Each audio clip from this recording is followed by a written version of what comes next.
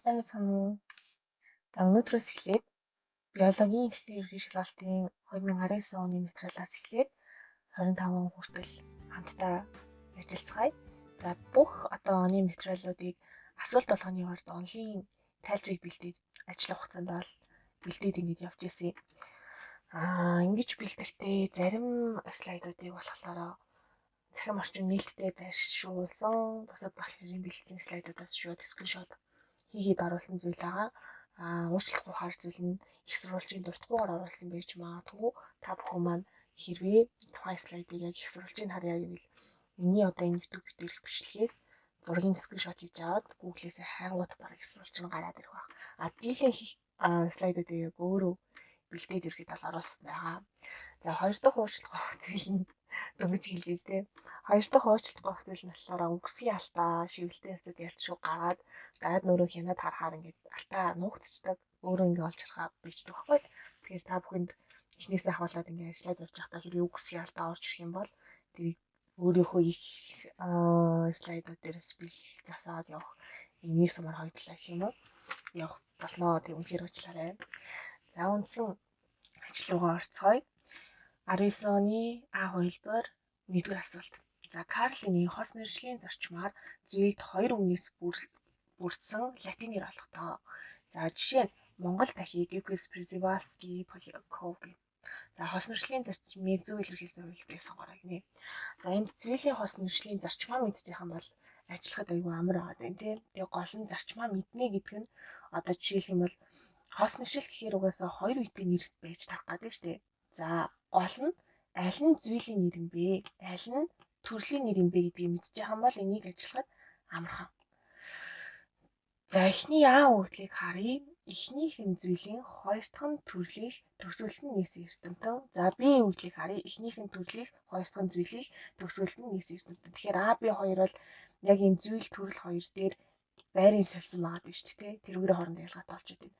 За С эхнийх нь нийс эрдэмтэнгээ ороод ирлээ. Д эхнийх нь төрлийг, хоёр дахь нь нийсэн эрдэмтэнгээ, хоёр дахь дээрээ нийс эрдэмтэнг оруулаад ирлээ. И эхнийх нь нийсэн эрдэмтэнгээ ороод ирж байна те. За тэгэнгүүт нийсэн эрдэмтний нэр хамгийн хойно бичигддэг. Энэ зарчмыг байх юм бол C, D, E бүгдээрээ хасагдчихж байгаа.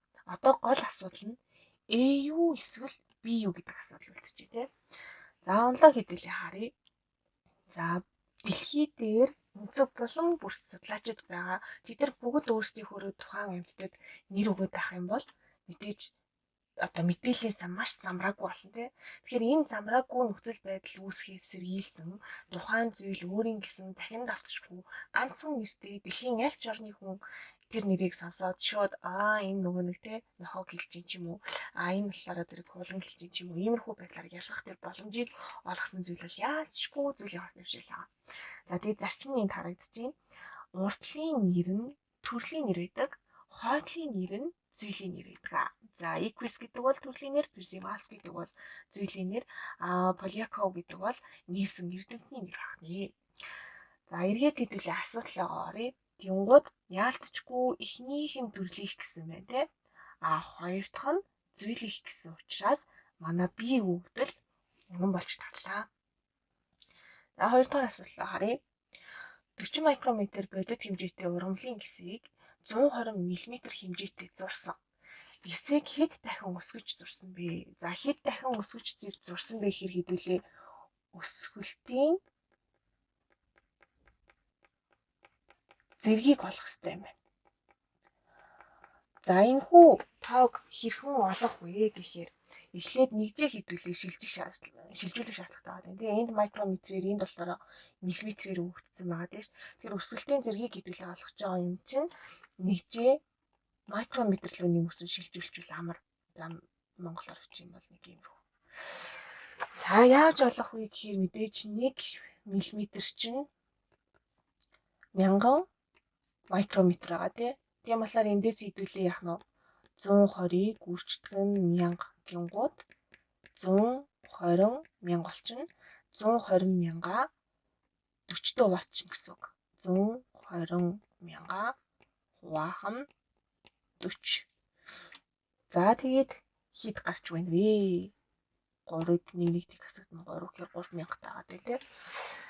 За ингээд өсгөлтийн зэргийг олцдог байна. Тэгэхээр бодит зургийг өсгөлтийн зэргээр үржүүлээд тэгээд өсгсөн хэмжээ мань гарч ирдэг шүү дээ. Тийм болохоор буцаагаад яах нь өсгөлтийн зэргийг олохын тулд өсгсөн хэмжээгээ бодит зургандаа хуваад өгчхөөр хэдүүлэнгийн нийт өсгөлтийн зэрэг гараад ирнэ гэсэн үг. За энийг бол та чадчих واخ. Далимдуулаад хэдүүлэн микроскопынхаа бүтцийг нэг зэргийг давтчих хэрэгтэй. За энд окулярын хэсэг болон объективийн хэсэг харагдаж байна тий. Тэгэхээр окулярын хэсэг, объективийн хэсэг гэдэг бол яг ингээ өсгөлтийг хийгээд байгаа оптик хэсэг гэж байна. За дараагийнх нь за дуран орж ирж гин, сэлгүүр орж ирж гин, бариул орж ирж гин, тавцан орж ирж гин. Тавцан маань нөгөө дээжи тавина. Энд тогтоогч болохоор 50 шилийг бол тогтоож өгнө тий. За макро винт гэдэг энэ нөхөр болохоор энэ тавцанг дээш нь доош нь хөдөлгөөд ямаа харахад ингээд зайг нь ойртуулах, холдуулах тэр тодорхойн хийж өгнө. Микровинт нь болохоор фокусыг тааруулна. За үрц дээр болохоор гэрлийн эрчмийг тохируулдаг санагдаж байна. За энд гэрлийн үүсвэр орж ирж байна. Энд цүрийн хэсэг орж ирж байна. Тэгэхээр гэрлийн хэсэг дээр болохоор зэрэг тэр гэрлийн үүсвэрийн дээрээ ч орж ирээд бус нь болохоор дандаа механикийн ангиллуугаа ороод явчихдаг онцлог таахны. За энд тооцооллыг хийгээд тайлбарыг оруулж өгөөд зөв хариултыг өгшин оруулагдсан байна. За 3 дахь асуулт. Эвкариот амьд биесийн зүйлийн тоог үзүүлсэн зургаас хамгийн олон зүйлтэй хүрээг нь сонгоно гэж байгаа. За хамгийн олон зүйлтэй хүрээ гингууд энэ 9-р ангийн сурагчид дээр орж ирдэг. Хүснэгт байгаа. Хэрвээ тэрийг санаж байгаа юм бол ажиллахад бас айгүй амархан. За тэрийг мэдэхгүй байж болно тий. Тэнгууд өгцөн байгаа одоо зурагнаасаа л олж харахгүй бол өөр аргагүй болчихж байна. За хэдүүлэн юу харъя гэлээ? Хамгийн олон зүйлтэй хүрээг хараарай гэсэн тий. Хамгийн олон зүйлтэй хүрээ.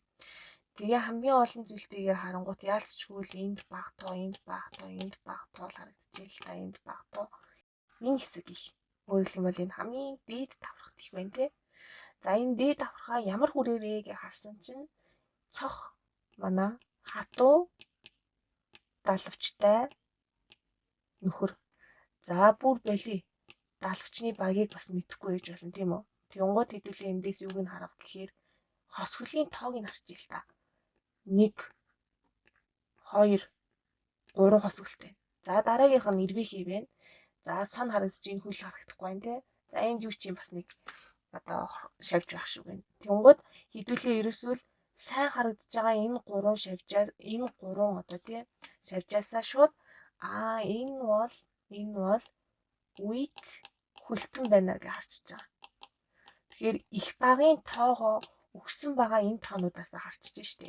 Хамгийн их нь манай энэ юусэн. Ямар хүрээвэ гэдгээ хамгийн тод харагдаж байгаа юмнаас энэ нөхрөөс харчиж байгаа. Тэгэхээр яалтчгүй үе хөлтний хүрээ байна гэдгийг сонгох юм тий. За энэ түрүүний хэлээдсэн 9-р ангийн сурагч дээр идэг хүснэгт мэдээж тодорхой хэмжээний өөрчлөлт бол орсон байх. Гэхдээ бүр ингээд бүх юмыг оронгоор нь хийхлээр хэмжээний өөрчлөлт бол одоогоор ороогүй байгаа. За үе хөлтөн харангууд тодорхойлогдсон зүйл нь ингээд ингэж орж ирж байгаа. За тэгээ байж болох зүйлийн тоон энэ гингуута тодорхойлогдсон хувь гэж штэ тий. Дэлхий дээр байгаа бүх үе төлөлтнийг 100% гэж авч үзсэн бол тэрний ерөөсөө 12% л нэгдсэн байгаа даа. Хүний гар одоо хүрэх боломжтой газар. Ерөөсөө тэр хэмжээнд л бид нар энийг ингээд судлаа гаргаад ирсэн байна шүү дээ. Тийм болохоор яалцчгүй үе хөлтөн маань хамгийн олон зүйлтэй хүрээгээр шалгаж байгаамаа. За 4. Энзимийн идэвхтэй төвд субстрат холбогдсон энзим субстратын комплекс үүсгэхийг юу гэх вэ гинэ? За энзим гэдэг маань өөрөө эхлээд юу вэ гэдгийг нэг санаж явах хэрэгтэй тий. Энзим гэдэг бол био хурдасуур. Өөрөөр хэлбэл биокатализатор гэж өгдөг тий. За 6-аас харах юм бол яг нэг ээш дээр зураг авахгүй л тий. Одоо энэхий тайлбарын багш нүгэл энд байгаа субстрат энэ хоёр нөхөр энэ хэлбэртэй төстэй байгааз.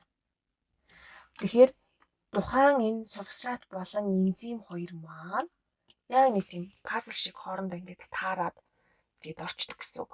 Тэгэхээр яг хэсгүүд нь хоорондоо хэлбэрэн таарч ордог болохоор энийг түлхүүр цоочны зарчмаар ерөнхийдөө бол зүрхтж тайлбарладаг гэх юм уу. За тэгээд дараагийн нэг хэдүүлэнгийн анзаарах ёстой зүйл юу вэ гэхээр энэ active site буюу идэвхтэй төвге ороод ирж байна тий.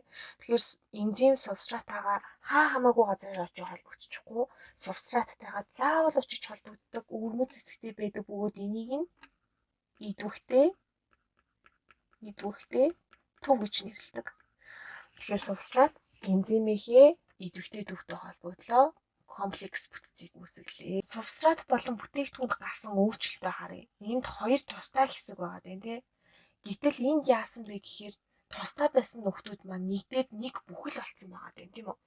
Тэгэхээр энзим гэдэг бол нэгдэх эсвэл гэр задрах тэр ургалын хурдыг ихсэгдэг юм өвөрмөц бодис байгаа. За асуулт биднээс юу асуусан бэ? Энзим субстратын комплекс үүсгэхийг юу гэх вэ гэсэн байна. Юу гэх вэ? За А үгдлийг хэдүүлээ авч үзье. Энзимийн идэвхт pH-ийн нөлөөг ороод ирлээ.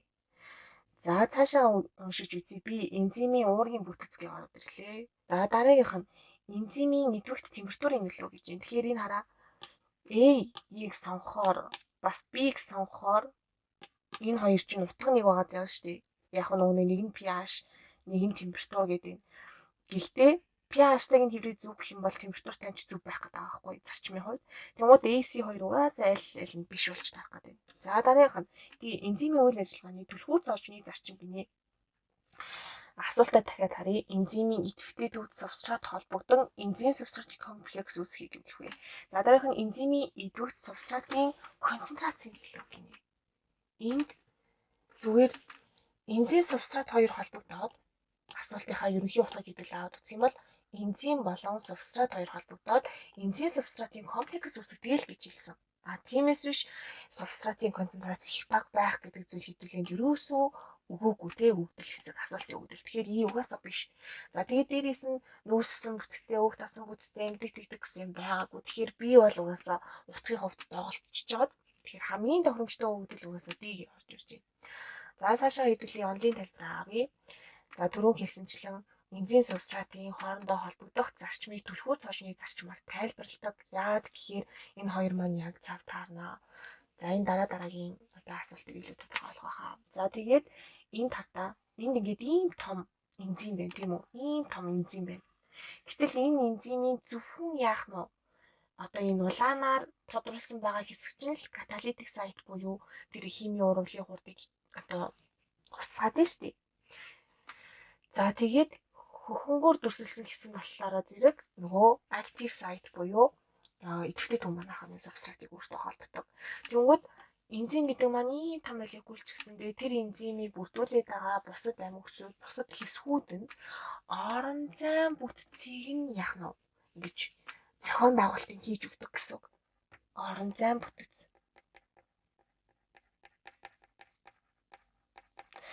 Тэгэхээр альфа энзим өөрийнхөө үүргийг гүйцэтгэхэд түүний хэлбэр маш чухал үүрэгтэй байдаг. Тэгэхээр бусад хэсгүүд нь хичнээн тэр одоо субстраттай холбогдохгүй байгаа ч гэсэндээ тэр холбогдох сайтыг хэлбэрийг яг гоё ингээд те барьж яхад чухал үүргийг гүйцэтгэдэг гэсэн үг байна. За ингээд түрүү хэлсэнчлэн D өгдөл энзим субстрат хоёр хоёулаа хоорондоо түлхүүр цоочны зарчмаар холбогддог. Асуултанд бүр ингээд төс зохилсон хариулт байна. За 5 дахь асуулт. NB мах бодод усны дулаан зохицуулгын үүргийг илэрхийлсэн мөрийг сонгоорой гинэ. За усны хэдүүлээ тодруулчих. Усны дулаан зохицуулгын үүрэг гэж юм те илэрхийлэх юм байна энийг. За усны молекул эхлээд аваад үзье. Усны молекул гэдэг бол нөгөө V хэлбэрийн онцлог бүтцийг үүсгэдэг. Яаж ийм хэлбэрийг үүсгээд байна вэ гэхээр нөгөө нэг талдаа сүрэгцэн нэгтэй нөгөө талдаа эргэцэн нэгтэй ийм туйшилсан молекул байгаа штэ. Тэгмээд хүчил төрөгч болон аашчин болохоор хоорондоо ковалентийн холбоогоор буюу электроныг дундаа хослуулна те. Гэхдээ он илүү цахилгаан сүрэгч одоо чанар өндөр учраас ус төрөгчийн электроноо өөрлөө илүү татсан хэлбэртэй одоо байрладаг гэх юм уу. Тийм болохоор орон зайн хувьд энэ V хэлбэртэй ийм өвөрмөц бүтцийг үүсгэдэг. Нэгдүгээрт, хоёрдугаарт ус төрөгчийн холбоо ороод ирлээ. Энэ маань ямар учиртай вэ гэхээр тухайн усны молекулууд маань өөр хоорондоо сул харилцан үйлчлэлтэй ус төрөгчийн холбоогоор холбогдоод эргээд салаад буцаад холбогдоод байх боломжтой буюу усны тэр урсамтгай чанар маань үүсэж байна гэсэн үг байна. За тэгээд дараагийн нэг онцлог зүйл ус гэдэг маань одоо дулааны багтаамж өндөртэй тийм буруутчлээ. Дулаан багтаамж өндөртэй. Ууршуулах буюу усыг буцлахад 100 градус Цельс хэрэгтэй шүү дээ. 100 хэм хүртэл буцлагч ийж ус ууршдаг тий. Тэгэхээр тэр хүртэл дулааныг багтааж ийна гэсэн үг. Иймээс амьд организмын хувьд усны тэр дулаан багтаамж гэдэг бол маш чухал үүрэгтэй орж ирж байна гэсэн үг байна. За одоо эргээд асуулт авах юм бол усны дулаан зохицуулахын үүргийг илэрхийлсэн үүрэг гэж байна. За өгдөл арьсны гадаргуугаар хөлс ялгарах. За хөлс ялгарах гэдэг бол яалтчгүй дулаан зохицуулахын нэг механизм байгаа даа. Хөлс гэдэг маань өөрөө цаанаа устай л байгаа шүү дээ. За бие махбодын ихэнх хэсгийг ус эзэлдэг.